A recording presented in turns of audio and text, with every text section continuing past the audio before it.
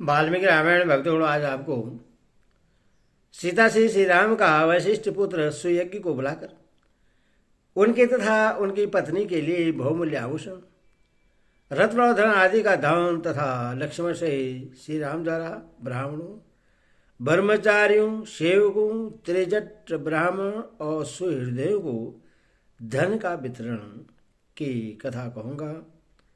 आप इसको ध्यानपूर्वक सुने और इस चैनल को लाइक करें, सब्सक्राइब जरूर करें। कथा सुने। तदनंतर अपने भाई श्री राम की पीढ़ी कारक एवं हित कर आज्ञा पाकर लक्ष्मण वहां से चल दिए। उन्होंने शीघ्र ही गुरुपुत्र सुयज्ञ के घर में प्रवेश किया। उस समय विप्रवर सुयज्ञ अग्निशाला में बैठे हुए थे। लक्ष्मण ने उन्हें प्रणाम करके कहा, सखे, दुष्कर कर्म करने वाले श्री रामचंद्र जी के घर पर आओ और उनका कार्य देखो। सुयज्ञ ने मध्याकाल की संध्योपासना पूरी करके लक्ष्मण के साथ जाकर श्री राम के रमणीय भवन में प्रवेश किया, जो लक्ष्मी से संपन्न था। होमकाल में पूजित अग्नि के समान तेजस्वी वेद वेता सुयज्ञ को आया जान सीता से राम ने हाथ जोड़कर उनकी आगवानी की। तत्पश्चात काकुस्थ कुलभूषण श्री राम ने सोने के बने हुए श्रेष्ठ अंगदों, सुंदर कुंडलों, श्रवणमय सूत्रमय पिरोई हुई मणियों, केयूरों, वल्यों तथा अन्य बहुत से रत्नों द्वारा उनका पूजन किया। इसके बाद सीता की प्रेरणा से श्री राम ने सुयज्ञ से कहा, सौम्य, तुम्हारी पत्नी की सखी सीता तुम्हें अपना हार, सुवर्ण सूत्र और करधनी देना चाहती है। इन वस्तुओं को अपनी पत्नी के लिए ले जाओ।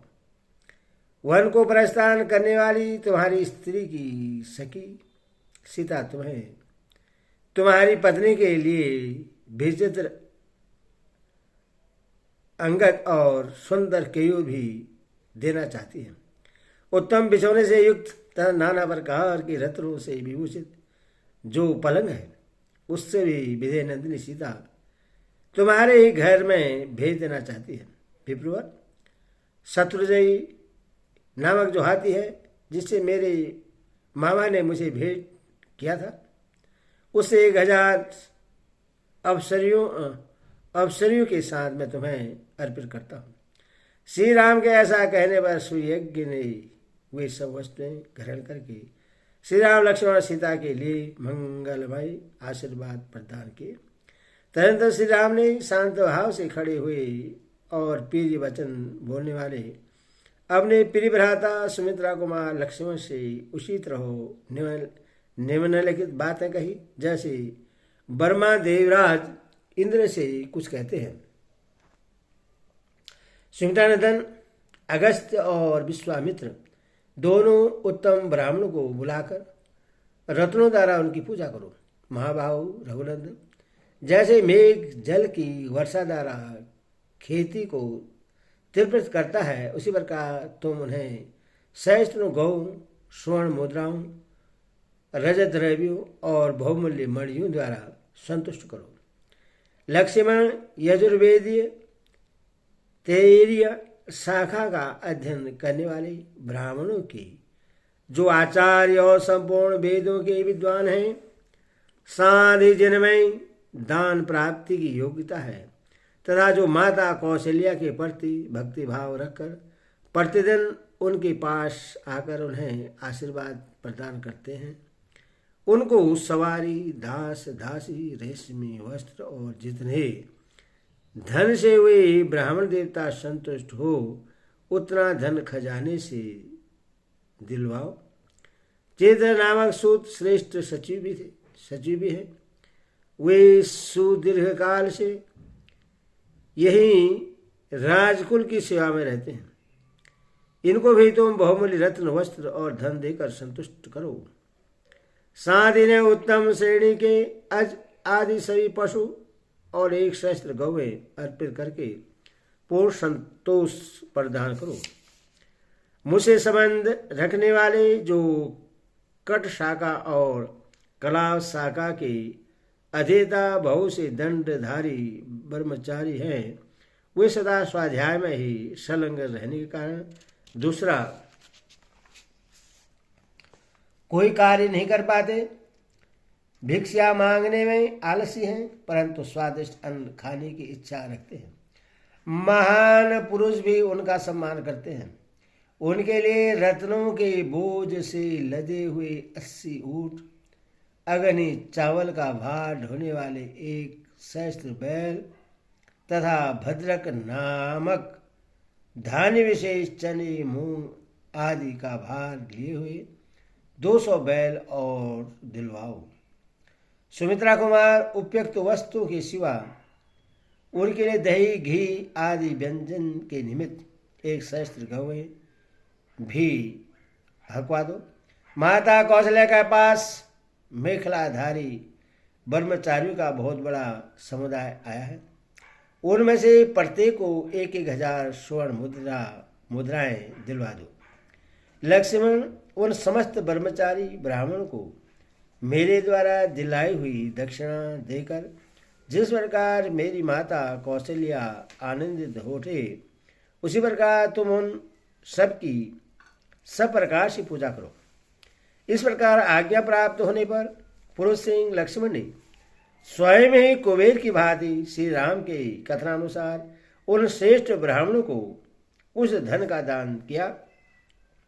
इसके बाद वहां खड़े हुए अपने आश्रित सेवकों को, जिनका गला आंसुओं से रूधा हुआ था, बुलाकर श्री राम ने उनमें से एक एक को 14 वर्ष तक जीविका चलाने योग्य बहुत सा द्रव्य प्रदान किया और उन सब से कहा, जब तक मैं वन से लौट कर न आऊं तब तक तुम लोग लक्ष्मण के और मेरे इस घर को कभी सुना न करना, छोड़कर अन्यत्र न जाना।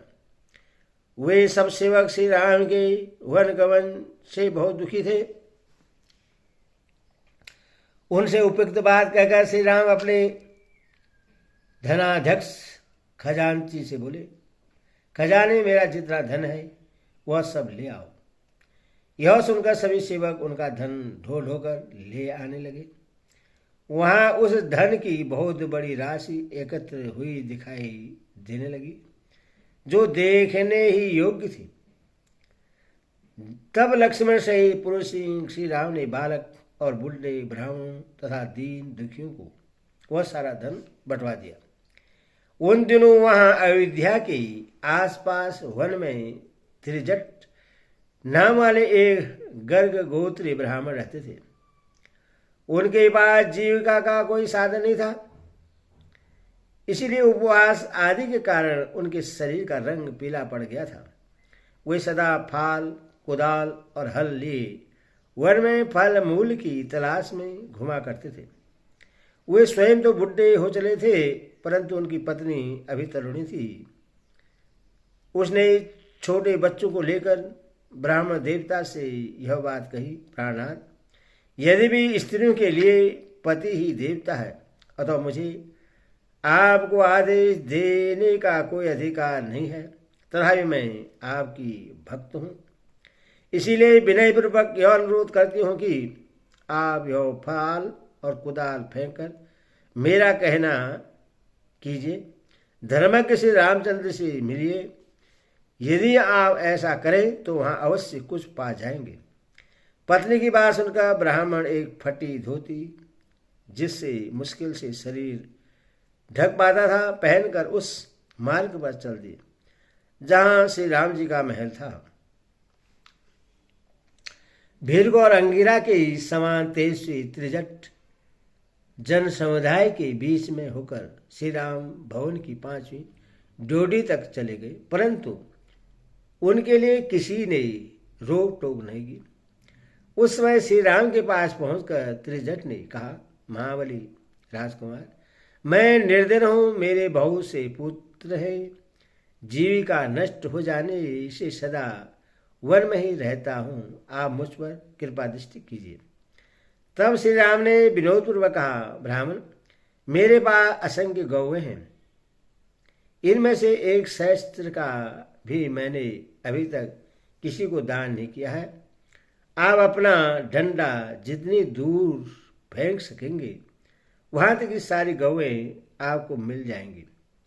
यह सुनकर उन्होंने बड़ी तेजी के साथ धोती के पल्ले को सब ओर से कमर में लपेट लिया और अपनी सारी शक्ति लगाकर डंडे को बड़े वेग से घुमाकर फेंका। ब्राह्मण के हाथ से छूटा हुआ वो डंडा सरयू के उस पार जाकर हजारों गौं से भरे हुए गोष्ठ में एक सांड के पास गिरा। धर्मात्मा श्री राम ने त्रिजट को छाती से लगा लिया और उस सरयू तट से लेकर उस पार गिरे हुए डंडे के स्थान तक जितने गौएं थी उन सबको मंगवाकर त्रिजट के आश्रम पर भेज दिया। उस समय श्री राम ने गर्गवंशी त्रिजट को संतावना देते हुए कहा, ब्राह्मण, मैंने विनोद में यह बात कही थी, आप इसके लिए बुरा न मानिएगा। आपका यह जो दुर्गेय तेज है इसी को जानने की इच्छा से मैंने आपको यह डंडा फेंकने के लिए प्रेरित किया था। यदि आप और कुछ चाहते हो तो मांगिए। मैं सच कहता हूं कि इसमें आपके लिए कोई संकोच की बात नहीं है। मेरे पास जो धन है वह सब ब्राह्मणों के लिए ही है। आप जैसे ब्राह्मणों को शास्त्रीय विधि के अनुसार दान देने से मेरे द्वारा उपार्जित किया हुआ धन मेरे यश की वृद्धि करने वाला होगा। गौ के उस महान समूह को पाकर पत्नी सहित महामुनि त्रिजट को बड़ी प्रसन्नता हुई। वही महात्मा श्री राम को यश, बल, प्रीति तथा सुख बढ़ाने वाले आशीर्वाद देने लगे। तदनंतर पूर्व पराक्रम भगवान श्री राम धन बल से उपार्जित किए हुए उस महान धन को लोगों के यथा योग्य सम्मान पूर्वक वचनों से प्रेरित हो बहुत देर तक अपने सुहृदयों में बांटते रहे।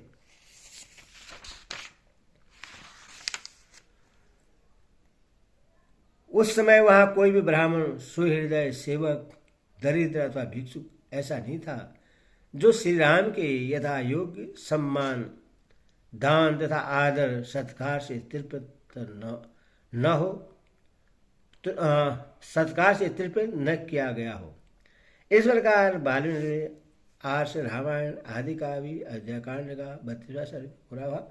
बोले सियावर रामचंद्र की जय, बोले पवन सुत हनुमान की जय, बोल कृष्ण की जय।